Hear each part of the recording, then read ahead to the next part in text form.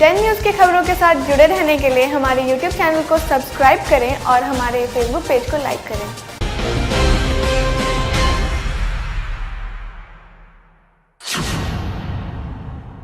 नमस्कार, स्वागत है आपका डेन न्यूज़ में और दिन भर की तमाम अहम खबरों के साथ मैं हूं आरती सिंह। आगे बढ़ने से पहले आइए नजर डालते हैं आज की खास खबरों पर। मुजफ्फरपुर में कोरोना ने तेजी से अपना पांव पसारना शुरू कर दिया है। रविवार को फिर से 3 कोरोना पॉजिटिव मरीज मिलने से स्वास्थ्य विभाग से लेकर जिला प्रशासन तक की नींद उड़ा दी है। डीएम चंद्रशेखर सिंह ने 3 और कोरोना पॉजिटिव मरीज मिलने की पुष्टि की है। तीनों मरीज अहमदाबाद से मुजफ्फरपुर आए थे, जो कि मजदूर है और बोचहां और बंदरा इलाके के रहने वाले हैं। डीएम ने कहा कि इन तीनों को कोविड सेंटर में रखा जाएगा। वहीं डीएम ने यह भी संकेत दिया कि आने वाले समय में मुजफ्फरपुर में कोरोना संक्रमित मरीजों की संख्या बढ़ सकती है, इसीलिए मुजफ्फरपुर वासियों को बेहद सतर्क रहने की जरूरत है। वहीं मुजफ्फरपुर में लगातार मिल रहे कोरोना पॉजिटिव मरीज से आम लोग भी भयभीत हो गए हैं। रविवार को रोड पर काफी सन्नाटा देखने को मिला। डेन न्यूज भी आपसे अपील करती है कि बेवजह घर से बाहर ना निकलें, सोशल डिस्टेंस का भी ख्याल रखें और बहुत ज्यादा जरूरत हो तो ही घर से बाहर निकलें। ये आज 3 और पॉजिटिव केसेस आए हैं कोविड-19 के हम लोगों के मुजफ्फरपुर ज़िले में। जो कल 3 पॉजिटिव आए थे उसको लेकर के कुल 6 संख्या यहाँ हो गई है। हम लोगों ने जो 8 तारीख को सैंपल भेजा था लगभग 80 लोगों का, उसमें से ये 3 लोग पॉजिटिव आए हैं। और इन लोगों में से एक व्यक्ति जो 34 साल के हैं, ये अहमदाबाद से आए हैं और हमारे बोचहां प्रखंड के हैं रहने वाले और वहीं क्वारंटाइन कैंप में हमारे हैं। बाकी 2 जो हैं उसमें एक 32 वर्ष के और एक जो हैं 49 वर्ष के हैं। ये लोग मुंबई से आए हैं और ये हमारे बंदरा प्रखंड के रहने वाले हैं, वहाँ कैंप में रह रहे हैं।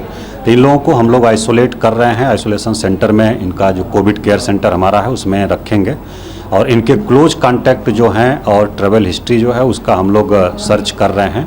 बहुत जल्दी उसको भी हम लोग आइडेंटिफाई करके और इनके जो निकट संबंधी या डायरेक्ट संपर्क में जो लोग हैं उनको भी हम लोग आइसोलेट करके उनकी भी सैंपलिंग कराएंगे और बाकी जो एसओपी के हिसाब से कार्रवाई है उसको हम लोग करेंगे।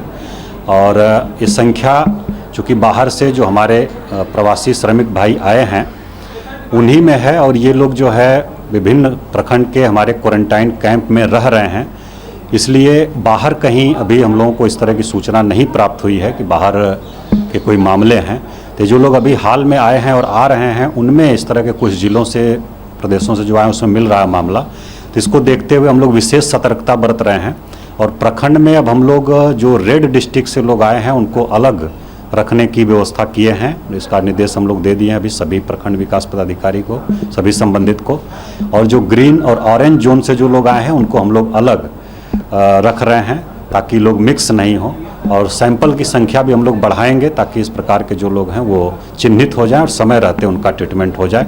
इसमें घबराने की बात नहीं है, कोई कम्युनिटी स्प्रेड का मामला हम लोगों के यहाँ नहीं है। ये जो लोग आए हैं अभी आ रहे हैं उन्हीं में से है और क्वारंटाइन कैंप में है, इसलिए पैनिक होने की ज़रूरत नहीं है। लेकिन सब लोग सतर्क रहें, सोशल डिस्टेंसिंग, मास्क इत्यादि का जो निर्देश है उसका पालन करें। बहुत ज़रूरत ज़्यादा हो तभी घर से निकलें, नहीं तो घर में रहें, यही हम लोगों का अनुरोध है। सर, आगे भी बढ़ने की संभावना है जिस तरह से आ रहे हैं मजदूर? जो ट्रेंड है हम लोगों का वो देख रहे हैं कि उसमें जो सैंपल के लिए हम लोग भेज रहे हैं तो आना शुरू हो गया मामला और इसीलिए हम लोग ज़्यादा सैंपलिंग भी करा रहे थे।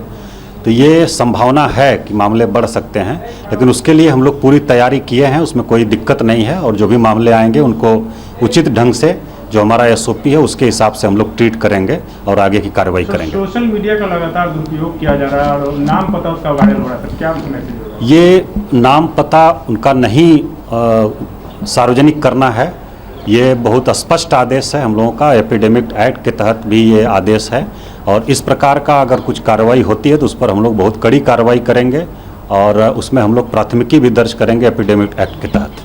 बीते दिनों मुशहरी के क्वारंटाइन सेंटर से जिस कोरोना के संक्रमण की पुष्टि हुई थी, उसी सेंटर पर जांच की मांग और खाने पीने की मांग को लेकर प्रवासी मजदूरों ने हंगामा किया। जानकारी मिलते ही मौके पर मुशहरी बीडीओ और पुलिस पहुंची। वहीं बीडीओ रवि रंजन ने बताया कि सभी प्रवासी मजदूर कोरोना के संक्रमण की जांच करने की मांग कर रहे हैं। इस मांग को लेकर उन्होंने हंगामा किया, जिसकी सूचना मैंने वरीय अधिकारियों को दे दी है। कल रात पानी की टंकी फूट जाने के कारण पानी नहीं मिल पाया, जिस कारण देर रात में पानी की व्यवस्था भी लगाई गई।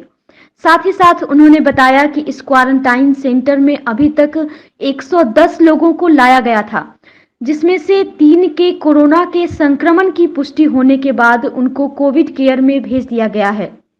अभी इसमें कुल 107 लोग हैं। इसमें से कोई अभी भागा नहीं है और अफवाहों पर ध्यान न दें। उनके साथ जो लोग थे उनको अलग व्यवस्था की जा रही है। ठीक है, 20 आदमी का सैंपल गया था, जिसमें से 3 आदमी पॉजिटिव पाए गए, तो बाकी 17 आदमी को अलग रखने की व्यवस्था की जा रही है। और उन लोगों का डिमांड है कि सभी का टेस्ट कराया जाए, जितने भी लोग हैं। इस संबंध में भी हम लोग अपने वरीय पदाधिकारियों को सूचना दे दिए हैं। जैसे ही हम लोगों को कंफर्मेशन होगा उस पर आगे कार्रवाई होगी। यही लेकर के हंगामा कर रहे थे क्या? मेन उनका डिमांड है सैनिटाइजेशन कराना और सभी का टेस्ट कराना। अभी तक नहीं हुआ? सैनिटाइजेशन रात में हम करवाए हैं, अभी दिन में फिर बुलाए हैं। कोई हमारे सारे लेबर भाग गए थे कल रात को, फिर से अभी 6 लेबर को बुलाए हैं, काम हो रहा है। खाना के लिए कोई हंगामा नहीं था। पानी की समस्या आ गई थी। पानी एक टैंकर था जो लीक था, वो सारा बह गया, जिसके कारण रात को फिर 12-1 बजे हम लोग पानी की व्यवस्था किए। उसके बाद लोग खाना। अभी यहाँ कितने क्वारंटाइन है टोटल अभी 107 आदमी हो गए। सर, अभी लोग अपना सुरक्षित महसूस नहीं कर रहे हैं। 3 केस आ गया है, जिसके कारण लोगों के अंदर डर है जी।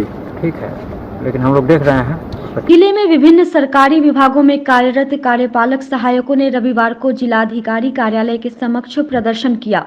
सहायकों का आरोप है कि पिछले 7 महीनों से उन्हें वेतन का भुगतान नहीं किया जा रहा है। आपको बता दें कि जिले में अनुबंध के आधार पर कार्यपालक सहायकों को नियोजित किया गया है, जो जिले के विभिन्न विभागों में अपनी सेवा दे रहे हैं। इन कार्यालयों में जन शिकायत, जिला उपभोक्ता फोरम, ICDS आपूर्ति कार्यालय, भूमि सुधार उपसमाहर्ता के कार्यालय, नगर परिषद, स्वास्थ्य विभाग आदि शामिल हैं। पिछले 7 महीनों से इन्हें वेतन का भुगतान नहीं किया जा रहा है, जिसे लेकर आज इन कार्यपालक सहायकों ने प्रदर्शन किया। कार्यपालक सहायक हम लोगों के हैं पंचायत के स्तर पर जो नियोजित हैं, तो उन लोगों का है मामला हम लोगों के संज्ञान में है कि लगभग 6 महीने से उनका मानदेय भुगतान नहीं हुआ है और पंचायती राज पदाधिकारी ने बताया है कि उनको आवंटन प्राप्त नहीं है। तो हमने जो है विभाग को भी संज्ञान में दिया है ये कि आवंटन नहीं है और इस कारण कार्यपालक सहायकों के मानदेय का भुगतान नहीं हो पा रहा है 6 महीने से, जबकि वो सब बहुत मेहनत अभी कर रहे हैं, अपना काम कर रहे हैं और भी राशन कार्ड का जो काम हो रहा है वो भी वही लोग कर रहे हैं। तो हम लोग जल्दी से जल्दी इसको आवंटन प्राप्त करके इनका मानदेय भुगतान kरेंगे। रंग बिरंगे फूलों पर उड़ती तितलियों को देखते ही सबका मन भी उनके साथ उड़ने को मचलने लगता है। शायद यही वजह है कि तितलियों को फूलों पर बैठते देखना और उन्हें निहारना सभी को बेहद पसंद है। लेकिन बढ़ते प्रदूषण का स्तर और वाहनों के शोरगुल के बीच समय के साथ धीरे धीरे तितलियां विलुप्त होने लगी थी, जिसके कारण वे महज किताबों के पन्नों पर सिमटने लगी थी। इस धरती की सबसे खूबसूरत और आकर्षक जीव कोई है तो वह तितली है। दुनिया में करीब तितलियों की 2000 प्रजातियां पाई जाती हैं, जिसमें सिर्फ भारत में 1500 प्रजातियां पाई जाती थी। लेकिन धीरे धीरे इसमें से भी करीब 200 से अधिक प्रजातियों की तितली विलुप्त हो चुकी है। ऐसे में वातावरण में आए बदलाव के बीच तितलियों का फिर से दिखना बेहद अहम है। फिलहाल मुजफ्फरपुर के लीची बागानों के आसपास तितलियों की करीब 15 से अधिक प्रजातियां नजर आ रही हैं। प्राणी विज्ञान के जानकारों की माने तो तितली पर्यावरण को लेकर बेहद ही संवेदनशील होती है, जो उसमें आए हल्के बदलाव को भांप लेती है। शायद यही वजह है कि प्रदूषण के कम हो रहे प्रभाव के बीच अब तितलियों का दौर लौट आया है। देखिए, ये तो सेंट्रल पॉल्यूशन कंट्रोल बोर्ड का भी डेटा आया है। ये हमारे वातावरण से बहुत सारे प्रदूषित करने वाले तत्वों की कमी आ गई है जी। मेन कारण है इंडस्ट्रीज का बंद होना। गंगा भी सुन रहे हैं कि रिवाइव कर रही है, पॉल्यूशन मुक्त हो रही है। ओजोन लेयर में बहुत सारे रिपेयरिंग हो रहे हैं। तो स्वाभाविक है कि इसका ये तो दिख रहा है कि वातावरण हमारा बदल रहा है और वो पॉजिटिव की तरफ बदल रहा है, यानी कि अच्छे चीज़ों के लिए बदल रहा है। और जैसे ही वातावरण बदलेगा, तितलियां सबसे ज़्यादा सेंसिटिव जीव हैं और वातावरण को बदलने का वो एक बहुत ही प्रमुख इंडिकेटर है। वो संकेत देती हैं कि वातावरण बदल रहे हैं और उनकी डाइवर्सिटी इस इन्वायरमेंट में जो बढ़ रहे हैं, इस हमारे आसपास हम लोग देख रहे हैं, हमारे आसपास नज़र आ रही है कि तितलियों की संख्या बढ़ रही है, वो इसका बहुत ही पॉजिटिव, वातावरण के शुद्ध होने का बहुत ही अच्छा सकारात्मक पहलू है। कोरोना महामारी के कारण जारी लॉकडाउन की वजह से प्रभावित लगभग 150 दिव्यांग लोगों के बीच रविवार को भारतीय जनता पार्टी के सदस्य विकास राज के द्वारा खाद्य सामग्री का वितरण किया गया, जिसमें आटा, चावल, दाल, मसाला और कोरोना से बचाव के लिए मास्क और साबुन का वितरण किया गया। मौके पर मनीष कुमार, मोहम्मद शहाबुद्दीन, चुन्नू कुमार मौजूद थे। ये जहाँ लॉकडाउन से प्रभावित, कोरोना महामारी के कारण जो लॉकडाउन से प्रभावित लोग हैं, उनको भी एक छोटी सी हमारी तरफ से प्रयास है। माननीय श्री प्रधानमंत्री नरेंद्र मोदी जी के निर्देशों को फॉलो करते हुए एक छोटा सा प्रयास। आज यहाँ पे हम ये मारीपुर चौक पे आए हैं। मालूम चला है कि यहाँ पे कुछ विकलांग लोग हैं जिनके बीच खाने पीने की बहुत समस्या हो रही है। उनके बीच हम खाद्य सामग्री लेकर के, मास्क वगैरह लेकर के आए हैं, जो कि अभी वितरण किए। सिर्फ दिव्यांगों की भी चला रही है अभियान? ये सबके बीच, मतलब जिनको आवश्यकता हो रही है, जहाँ जहाँ लग रहा है, जहाँ से हमें खबर मिल रही है कि हाँ वहाँ पे किसी गरीब को या जो जरूरतमंद है उनको खाने की प्रॉब्लम हो रही है, दिक्कतें आ रही है, उनके बीच हम जा करके ये पिछले कई दिनों से हम करते आ रहे हैं। ये कब तक जारी रखेगा? ये हमने जो संकल्प लिया है कि जब तक ये महामारी चलता रहेगा, जहाँ तक हमसे हो सकेगा वहाँ तक हम करते ही चले आएंगे।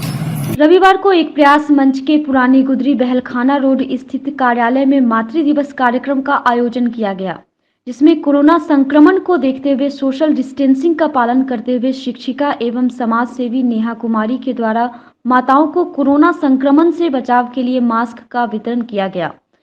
साथ ही पाठ्य सामग्री भी दी गई। मौके पर मंच के संयोजक संजय रजक सहित दर्जनों लोग मौजूद थे। एक माँ पढ़ेगी, 7 पीढ़ी तरेगी। आज एक प्रयास मंच के द्वारा पुरानी गुजरी बहलखाना रोड स्थित एक प्रयास मंच कार्यालय में मदर्स दिवस कार्यक्रम का आयोजन किया गया।